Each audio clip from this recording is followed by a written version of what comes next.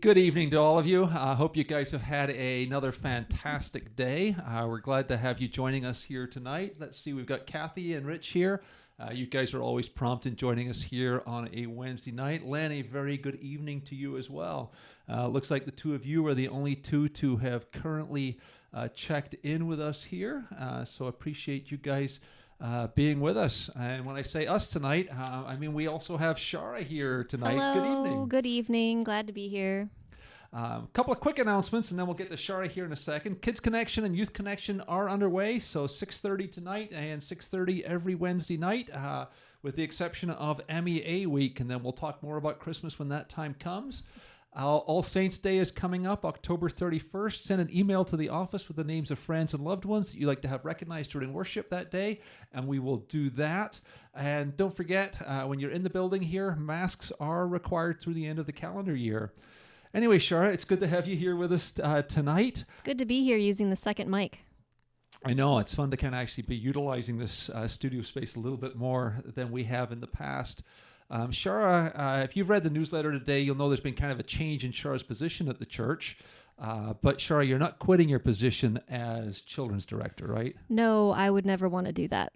So Sheila has retired, and we kind of kept things quiet for a while because we didn't want to steal the thunder of her retirement. Mm-hmm. But you are now one of our administrative assistants. I am, yes. I probably won't say this for very long, but I call myself the new Sheila for a little bit, although I'm still just training in. But yes, I'm the new part-time office administrator. I've been training for about 2 weeks, so this is my first official week, although I'm still training because Len's here to answer all my questions. The new Sheila, huh? Yes. I'm not sure that I like that thought. You were such a nice person before you became an admin here at the church. Well, I'll try and stay nice. Well, I appreciate that. Although at staff meeting today, you did point out the fact that I had not put my vacation dates on the church calendar, correct? I have to keep you, on your toes now. I suppose somebody has to be responsible for that now that Sheila is no longer here to do that for me. But I'm also responsible for myself to do that too because of the two hats that I wear. So I have to admonish myself if I don't put stuff on the calendar like I should. So now, as head of staff, does that mean I now have the opportunity to review you twice, to analyze guess so. you twice? Yeah. All of that? Yeah, I guess lucky you. Good Okay. deal. Well, maybe it's not so bad just to be reminded that I need to put my vacation day. Maybe I got the better end of that deal after all, Shara. Yeah, I mean, I'm excited to have you on staff. You want to just kind of share a little bit about how you think some of that division of labor is going to take place for you? So, what can folks expect from you, do you think? Well, I'm now in the office about 4 days a week in the administrative office, and I'm learning how to do the newsletters and do the mailings and establish all the YouTube videos so that they're available on the websites. And committee members can start telling me what they're up to, and I can be available for this and that, although, like I said, I'm still very new at it. So. Well, we are really excited to have you on board in this capacity. One of the things we really were hoping for as a church was that it would be a nice, smooth transition. When Sheila left after 18 years, it was going to be like, oh my gosh, how are we going to handle this? Shara shows up, says, hey, I'm interested in adding some additional part-time hours because, I have more time and we'd like to have that little bit of additional income. And we're like, wait a minute, you already know people in the church. You already have established relationships, and it means you don't have to travel to another job site. I'm very happy about that. And I'm excited to get to know kind of a different part of the church. So I've worked in children's ministry, and now I get to see how administratively we the day-to-day things get done.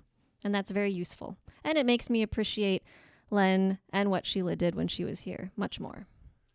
Although I appreciated them a lot before this, just so you know. I always appreciated Sheila. Yeah. And I appreciate Len too. You don't have to answer to that. Len knows what I think of him, and it's all good at the end of the day, as much as we like to give each other a hard time. Well, sure, I should let you scoot off here because I know you got to get ready for Kids Connection, but thanks for popping in here tonight and just kind of sharing this exciting update with the folks that are online, and who will be watching it later too. Awesome. Thank you all. See ya. See you. All right, folks. I'm sure I was going to scoot right in front of the camera here too in a second. Here, she's going to sneak out here through the other door. Jenny, I'm glad to see that you've joined us here tonight as well. We're glad to have you with us here too. I think we'll just move on here and share a little thought for the week with you. When I look out my front window, I can see my neighbor's Gadsden flag blowing in the wind. The yellow flag, the one donned with a rattlesnake and the words, "Don't tread on me."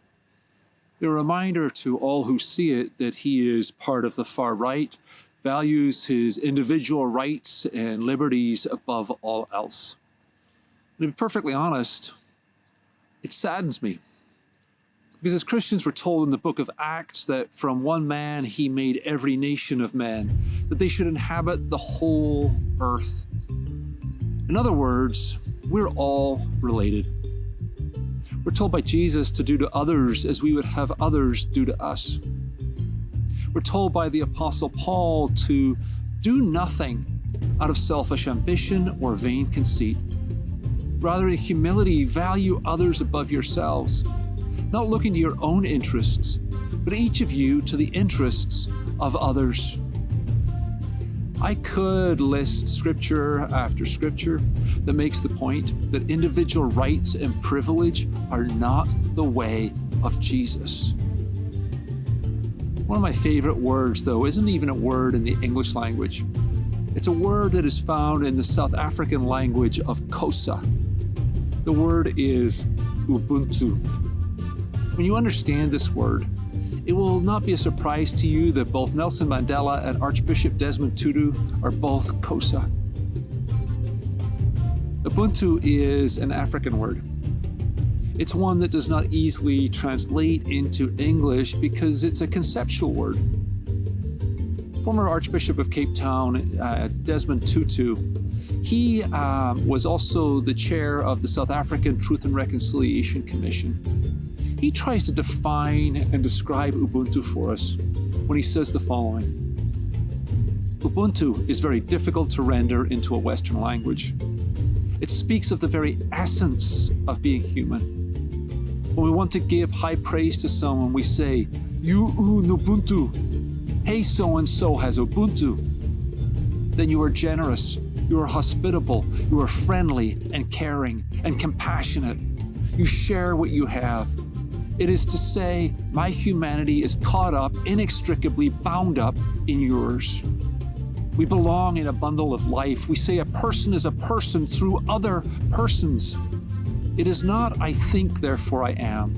It says rather, I am human because I belong, I participate, I share. A person with Ubuntu is open and available to others, affirming of others, does not feel threatened that others are able and good. For he or she has a proper self-assurance that comes from knowing that he or she belongs in a greater whole and is diminished when others are tortured or oppressed or treated as if they were less than who they are. That's a powerful statement, isn't it? Ubuntu is about community. It is about belonging, and it has to do with the relationships that exist among people. It provides a wonderful corrective to the dominant individualism that the Western world has seen for the last 400 years.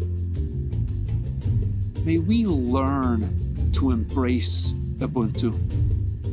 And as Paul said, in humility, value others above yourselves, not looking to your own interests, but each of you to the interests of the other.